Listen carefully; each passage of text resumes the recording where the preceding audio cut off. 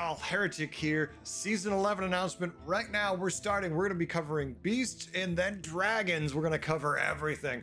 All the stuff leaving, all the stuff changing, and all the new stuff. And there's so much stuff. It's going to be quite the ride. Let's jump right into it now. We're going to open with beasts that are leaving, and there's a few, but that just means we're going to get to bring in a whole bunch of new friends in a minute. But let's say bye to a certain group of beasts, which let's see how long it takes you to get the theme of what's departing. We're going to open with the buzzing vermin going away. Don't love it, don't hate it. Good tier 1, that's about it. Sharp tooth snapper's going to be leaving. I don't particularly love this minion. I've taken it a couple times, of course, but Forest rover's leaving. Cave Hydra is going to be leaving. Now, poor Cave Hydra.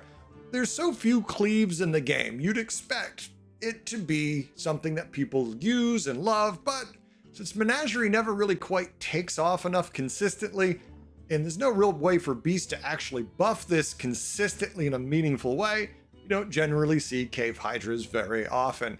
Gentle Stag will be leaving, which, you know, it has nice stats, it does the job, but I'm not really sad to see this one go. Turquoise Skitterer is leaving, and if you haven't caught the hint yet, there's some beetles being exterminated from our lobbies.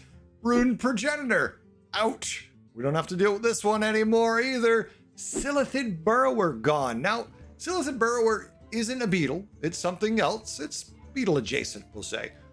But it did do some interesting things. It was an interesting, different way to see beasts. I guess the only reason why I didn't mind it was because it wasn't beetles, and really, I mean, this is the only way you can play beasts, is either beetles or Silithid, so it's kind of nice to have a different way. But yeah, this one's gone also. Hawkstrider Herald is gone. Now, while I love playing with Hawkstrider Herald as a beast player, or anybody who's using death rattles, it is very frustrating to be on the wrong end of. The fact that you get to trigger death rattles before anything happens in the combat just means you just have so little workarounds. There's so few technical plays you can do to counter something that happens before the damn combat actually begins. So I'm pretty happy to see Hawkstrider gone. I feel like it's always a problem when it's in, even if it is fun when you're using it. Indomitable Mount is going to be gone, and it's just a pinata of random minions, which I don't mind, but don't have to worry about it anymore. And finally, to complete the removal, Silky Shimmermoth is gone. The Great Beetle experiment is done. Beetles are out. No more beetles and beasts. So it's time we jump into the rest of the minions to see what's going to replace all our little skittering friends. First, with the beasts that are returning to us, that are unchanged just the same way they've always been, is Rat Pack at tier 3. This 2/2 death rattle. Summon a number of rats equal to this minion's attack. Good if you're playing a summon build. We'll see what kind of builds we actually play, but this one usually is a mainstay in those type of builds for beasts. Finally, at tier 6, Goldrin the Great Wolf is back. This 4/4 beast is death rattle for the rest of this combat. Your beasts have +4/+4. Yep, it's an aura effect for the combat, so every time a beast dies and it comes back to life, it's got that +4/+4 buff. Do you have a way to trigger this death rattle multiple times? Do you have a Titus Rivendare? Then start triggering this thing like crazy and make your beasts you summon positively massive. Goldrin, an old mainstay of beast boards, always did a good job, and we're probably going to be back to enjoying them yet again. Now we're going to look at the beasts that are coming back but have changed slightly from their previous form. First, we're going to start with tier 2, 3/2 Sewer Rat, death rattle, summon a 2/3 turtle with taunt. Once again, if you need to summon minions, as beasts often do during combat, this is one of the good early game minions that does the job, especially when it dies because it puts a taunt in the way. It definitely has some value. Jumping up to tier 4, we probably have like the 90th iteration of Mama Bear. Tier 4, 4/4 beast. Whenever you summon a beast, give it +4/+4. As you can see, we have a lot of different minions that are going to be summoning other minions again, and this is where Mama Bear actually does a good job. Is it great? Not typically, but in a lower power scale version of the Battlegrounds, it's very useful. An important note, if you have missed Mama Bear, maybe you've played since last they were out of the game, Mama Bear will buff in the shop phase when you have Mama Bear on your board and play a beast, and in combat as you summon minions out during the combat. So don't forget that if you are playing Mama Bear, play her first before you play your other beasts so they can get the buff, unless there's a particular reason you don't want them to be buffed. some counter plays and whatnot you might be going for. At tier 5, we have Niazawa returning. This 7/6 beast is Rally. Deal damage equal to this minion's attack to a random enemy other than the target. So it's cleave, except it doesn't hit the right or left. It hits a completely random other target in addition to its main target. So it's important to remember it's kind of potluck. Sometimes you're going to get it exactly what you needed to hit, and other times it's going to miss every time and hit the wrong minion. Niazawa, though, does give you a nice way to at least spin the wheel of random and hope you can hit the right target. Now we're going to cover some beasts that are in the game that are changing just a little bit. We're going to start with Monstrous Macaw, tier 3, 4/3 still. Now Rally, trigger your leftmost death rattle, except this minions. Basically, they just changed it to it now as a rally effect. Still otherwise the same mechanically for game purposes, still a great minion. Sprightly Scarab, tier 3, 3/1 beast did receive a significant change. It is now give a beast +1/+1 and Reborn for a choose one, or +4 attack in Wind Fury.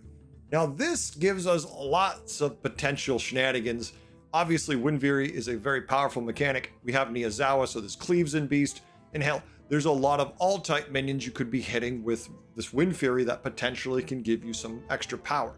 So make sure you explore some options when you're offered a Sprightly Scarab, depending what you're doing. Now it's time to talk about the new beasts and the stuff we've been waiting to find out about. We're going to start at tier 4. This 4/6 beast is the Sharp-Eyed Sabertooth Battlecry. Give a friendly minion +2 attack, improved by each friendly minion that died last combat. Well, beasts are good at summoning a lot of minions. Beasts are good at dying because we summon a lot of minions, thus Sharp-Eyed Sabertooth might be a great way to buff up any minion for any tribe. It doesn't have to be a beast you buff. It says it can be a friendly minion, so you can buff anything. But if you're running a Niazawa or some other thing like that, giving all that attack will give you a much bigger benefit. We're obviously going to have to play some games to see what the absolute best targets are for this, but obviously there's some good ones that spring to mind depending what tribes are in the shop. Stomping Stegodon is a tier 4 3/3 beast that reads Rally, give your other beasts +2/+2, and this Rally. Now I have so many questions about this minion. It's a rally that buffs your minions and gives them rally. Well, does the next minion attack also give them an extra rally? Does it continue to snowball during the combat to being an insane leapfrogging rally that eventually your last guy has like 40 rally on it? But I don't know. I would imagine not, but what if it does? It's one of those things where if you haven't played it yet, you'd think, well, it's right. It's written that way to me, so maybe it does. But then you're like, but for game balance purposes, that seems really overpowered, doesn't it? And you're like, well, maybe it will be. Maybe it won't. Let's play some games and find out. This one's going to be a weird, wacky one either way. Merciless Mammoth is a 6/7 beast that reads, this always attacks the enemy minion with the lowest attack. That means if you know you have to deal with someone who's got something you need to counter, this is a perfectly good card to just splash on the board. If you know someone's running a Titus, and it's just a Titus, and you need to kill that, and that's the lowest attack most of the time until they buff it, you really can mess them up just by finding this with any build and popping it down, and it's going to run right at the Titus. Now, mind you, it won't kill the Titus like it is right now. You have to buff it at least one attack, and that's assuming they haven't buffed their Titus at all. But there's definitely going to be times when you can counter an opponent and completely shut them down because you could find the Mammoth and they couldn't find anything to buff their Titus, and you will ruin their game. Stepping up to tier 5, we have the Light Feather Screecher. This 6/6 beast reads Taunt. Start of combat, give your leftmost beast Wind Fury and Divine Shield. So yeah, we have a lot of rally stuff. We have Niazawas out there cleaving. What if they're cleaving with Wind Fury and Divine Shield? How are we supposed to deal with it? You're not. You're supposed to just take your punches and enjoy them. This is going to be an interesting minion that's definitely going to make us look at beast boards a little different than we have in recent memory. Raptor Elder is a 2/7 beast that reads, your beasts have +1/+1, improved by each beast you've summoned this combat. So obviously it's not going to be buffing forever. It's only going to take into account what they have from this one combat. But if you're summoning enough minions, those buffs will start to stack. Is this insane? Does this match well against the beasts we've seen recently? No, but this is a more toned down world we're supposed to be living in here. And this definitely feels like this might be more in line with what they're going for. Now, once again, we haven't played any games, so it's all theoretical at this point, but it at least sounds decent considering how much you can summon minions. And finally, just for the purposes of being a completionist, we have tier 6, 8/8 Mech Beast, the Poultry, Voltron, blah blah, you get the reference. Avenge 4, gain Divine Shield, and attack immediately is icky. Very, very icky. You have a lot of things die. You have a lot of buffs being thrown around because of Rally, because of all these different things now that we have. I was aware of that you weren't aware of. It's really gonna make this thing disgusting. It's gonna sit in the back. It's gonna occasionally get Divine Shield and just launch itself at your opponent. Now, is it gonna attack a lot? Well, probably not tons, but does it have to be that much? 2-3 times a combat can be really impactful from a hard-hitting Divine Shield minion just launching itself out. Obviously, we're gonna have to get some games in to see what kind of builds end up working, but theoretically, this is a very powerful minion that's gonna disrupt a lot of boards. But that's Beast, that's what we've got. We've mainly got a lot of rally things. There's a lot of weird effect stuff for summoning. I think there's a lot of potential in what beasts are becoming, and I feel like these are more beastly than when they were beetles. Now, we've had that whole argument in the past where they're like, well, beetles are beasts, and it doesn't feel right. They feel like bugs, right? I understand they might not literally be, but when you call something beasts, and then they run out in front of you and it's a bunch of beetles, it doesn't feel quite right. You expect more, lions and tigers and bears, oh my. You're going for that reference more than, oh, a bunch of bugs. Or hell, even for that matter, Poultron, which is a giant robot chicken. Doesn't quite feel like a beast, but at least it kind of looks like one, I guess. It's shaped like a bird that doesn't fly. That's a ground stupid. Okay, never mind. Maybe I'm losing that one too. Now I'm starting to think Poultron shouldn't be in here either. All right, let's move on to the next thing. Now let us start talking about dragons. They're receiving some changes, folks. Decent bit of them too, and yeah, they're not quite the tribe they've been for a long time. Let's jump into the dragons that are going to be leaving. We're gonna open up with Dozy Whelp gone, and thank you. I hate this thing. I never really want it on my board. There are times when it's good, when it gets overtly buffed early through shenanigans, but typically, I just don't like this minion. Whelp Smuggler going to be gone. Never really in love with this minion either. There are times where it has certainly carried me through the mid game, but they're rare and it doesn't feel great.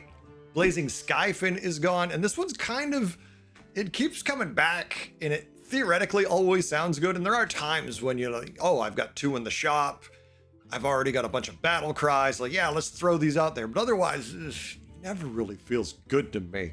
Spirited Whimsy Drake is gone, and I do like this one. I like any kind of card that lets me play it out, cycle some more cards, helps push quests, hero powers, all that good stuff.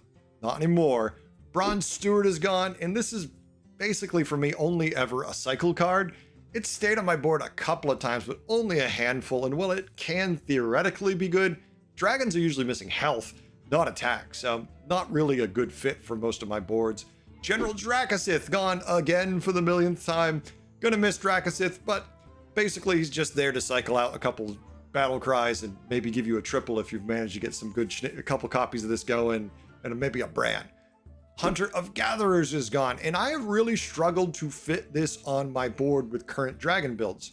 There's simply too many good things to have where this is ever going to stay on your board. It's a temporary minion and it does the job, but even then, we're better off without it, I feel like. And finally, the granddaddy of them all, Kalecgos.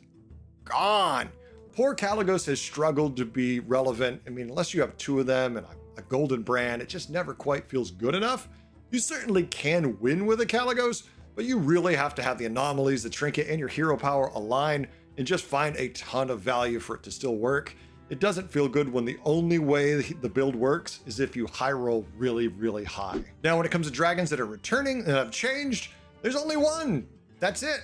We've got the Glim Guardian. It is now a tier 1, 1/4 rally, gain +2 attack. Exactly what it was before, except now rally is the keyword for what it does. All right, let's talk about the dragons that are in the game currently and coming back, but changing just a little bit. First, we're gonna start with Terragosa. Now it's gonna be a tier 3, 4/4 dragon. This permanently keeps bonus keywords and stats gained in combat. So essentially, for all intents and purposes, it just lost 1 attack and 1 health. This is just a wording functionality change otherwise, so still use Terragosa the same way you did before. Amber Guardian's changing just a little bit. Now it's going to be a tier 3, 3/2 taunt. Start of combat, give another friendly dragon +2/+2 and divine shield. Now, that's basically the exact same thing, except it also has taunt, which since it can't give itself a shield, perfect. Sit it in back, let it throw shields around, have a good time with it. Next, we've got a name change one, and that is the Roaring Recruiter, formerly known as being the Roaring Rallier, is now a tier 3, 2/6. Whenever another friendly dragon attacks, give it +3/+1. It used to be before that it would buff itself when it attacks. Now it is just another dragon +3/+1. So it's not as good as it once was. And I'm assuming the name change is only because it used to be called a Rallier before, and there's a mechanic called Rally, and maybe they were afraid about some confusion. Otherwise, the art's exactly the same, and most part, it's the same thing. So I'm not really sure beyond that, and it not buffing itself anymore. Greenskeeper, exactly the same. Tier 4, 4/8 dragon. Just now it has Rally as a keyword, indicating that when it attacks, it will do the triggering of your rightmost battle cry. Otherwise, the exact same thing it's been. Persistent Poet should work exactly the same. It only is getting a wording change. It is now a tier 4, 2/3. Divine Shield. Adjacent dragons permanently keep bonus keywords and keep stats gained in combat. Otherwise, it looks to me like it will be exactly the same. Fireforged Evoker, tiny nerf, now is a tier 6, 8/5, which is the same. Start of combat, give your other dragons +1/+1 after you cast their tavern spell. Improve this. Basically, it used to be +2 attack, now it's +1. Otherwise, still the same dragon, still very good, just not quite as much attack. Obviously, that's a pretty big reduction after you've cast 10, 50 spells. It means a lot, but initially and functionally, still works the same. And hey, if you're getting something out of this, if you're enjoying this content, please like, subscribe, and of course, comment. I want to know what you think about it. I'm always up for ideas, and we stream all the time, so we're either going to be on YouTube or Twitch, where you can always run into us, ask questions, poke fun, have a good time. That's the whole vibe of what we're going for. It's not about being the best at the game. It's about having fun. Thank you for watching. I appreciate it. Obsidian Ravager got a little tiny change. Tier 7, 7/7, the exact same. Still works the same way, it just has Rally as a keyword now. Deal damage equal to this minion's attack to the target and an adjacent minion. Just like before, they just put Rally and removed a little bit of a sentence. That's it. All right, it's time to talk about the dragons that are brand new, we've never seen before. It's some very interesting things in this pool we get to dig into. So let's see what we've got. First, we're gonna start with the tier 2, 3/4 Sleepy Supporter. Now this is Rally. Give another random friendly dragon +2/+3. And I have some things about this dragon I like and I dislike about it. The fact that it has a 3/4 stat line, not bad. The fact that when it attacks, it gives another friendly dragon +2/+3, good. But that's also the problem. It's a rally effect. So if you only have 2 minions on the board, it has to be another dragon. Otherwise, this doesn't do anything, even if it attacks and gets its rally buff. And that's the other problem. It's a 3/4, so it'll probably survive to swing, but if it doesn't get to swing, it doesn't even get to buff your other dragon. So is it good? Well, the stats are temporary, even if you can find a way to make them permanent. At that stage of the game, once you have the ability to make stats permanent, do you care about a 2/3 buff? Not really. So this is a little lackluster at tier 2, considering some of the minions we've been seeing recently, but maybe we'll play some games, it'll turn out it's really good and we won't care. Obviously, if you've only got 2 dragons on your board and they're both this, and they both get to attack, yeah, you can start buffing the hell out of your board and it feels pretty good, even if they're just temporary buffs. That being said, I think those times will be few and far in between, so we'll just have to get lucky and enjoy those moments when they happen. Next up at tier 3, we have the Blue Whelp. Now this is a 2/6 dragon that has Rally. Your tavern spells give an extra +1 health this game. Once again, interesting. You play it, and every time it attacks, it is now going to permanently buff your tavern spells to +1 health. But it's tier 3 and it's a 2/6. Do you actually want this on your board for, say, 5+ turns, so it really gives a significant amount of a buff. True, if it only gets to swing a couple times, that's still going to be good in the early game, so it's worth it if found early enough, but once you get to tier 4 and 5, you're not going to be picking this thing up unless there's a damn good combo that people come up with that makes it broken. Yes, the fact that you often can give things Wind Fury and you can give Divine Shield means you might be able to get some big value out of the blue whelp for long term in the short term. That being said, we're going to have to play some games to see if it's a little bit better than just something you throw on the board for a turn and then you cut immediately. Next at tier 4, we have the Nimble Hatchling. This 3/7 dragon reads, Battle Cry, get a nimble wing beat. Okay, well, obviously we're going to be cycling this. 3/7 stat line's not bad for tier 4, so no complaints about this at all. Now, here's the downside. I don't have any art, so I got to pull something over here for you. I'm just going to throw some text up on the screen because it's all I can do. Nimble Wing Beat is a tier 3 2 gold spell, assuming that's going to be in dragon lobbies also. Give a dragon plus 10 health and Wind Fury. Now, that's pretty damn good. As you've seen, there's a lot of rally effects here, and getting your dragons to swing twice is going to be very effective. First, you're giving them a chunk of health so they're going to survive, and then you're giving them Wind Fury so they can swing twice. And found early enough, that can make things like Blue Whelp, Sleepy Supporter actually do things. But once again, temporary, at least in the case of the Sleepy Supporter. I think this one's going to be a good tech card. Throw it on the board, get that spell if you can't find that spell, and then, hey, go nuts. Hey, if you have a brand and you get 2 copies of the spell, even better. Stepping up to tier 5, we have the Twilight Watcher. Now, this 3/7 dragon reads, whenever a friendly dragon attacks, give your dragons +1/+3. Obviously, you want to put this way in back. You want this to sit there while all your other dragons swing, and it's going to buff all of your dragons. Now, traditionally, at this stage of the game, you start having the ability to keep these buffs permanent, which might make this something actually worth keeping around for a little while. If anything, if you have 3 or more dragons and you triple into this thing, you're going to have a nice bump in power every time one of those swings. So as long as this can stay alive, you should be okay. And 3/7 for a stat line is not bad for an early triple for survivability speaking purposes. Is it the end all be all? No, this isn't probably going to be on your board at the end of the game, but at least for the short term, it feels relatively good. Finally, we have the Vengeful Protector. This 7/1 dragon has Divine Shield, Rally, give your other minions +3/+3. Obviously, it's anything, so you could put this on any type of board. It will buff them all a 3/3 buff, which early is quite good. And then, it still can hit pretty hard because it's got 7 attack and a Divine Shield. You give this thing Wind Fury, you start buffing its health, it's going to swing a lot and actually do some stuff. This could fit in a menagerie build, there's no doubt about that, but the stats aren't really worth keeping around, and since only dragons are really good at keeping their stats from combat buffs permanently, I'm not sure how much of this we're actually going to see beyond dragon boards. That being said, we could surprise people. It's still a good Divine Shield minion just to throw out there, so there's lots of different builds where this could fit, depending what works in the next meta. But I have to say, dragons really have a lot being hung on Rally being good. If Rally's not good, dragons are just going to fundamentally be really, really bad. If Rally's good, they're going to be incredibly strong. Initially, it doesn't look too great to me. But that being said, with the power level being addressed in this patch and being brought down, what makes it look weak might be why it's going to be strong, because it's just going to fit in what everything else is. So I'm like, oh my God, compared to what we're doing now, this is a joke. But when we get there, it's actually going to fit just fine. Hopefully. Let's see how the balance actually plays out. And that is going to be it for everything. So we've covered the beasts, we've covered the dragons. There's so much changing in the battlegrounds right now. We have this point in time now where power level's going down a bit, but at the same time, there's so many new things being introduced. Obviously, there's going to be outliers. Do you see anything in this particular group that looks exciting to you, that you're excited about, or you just think is so bleh, you don't care?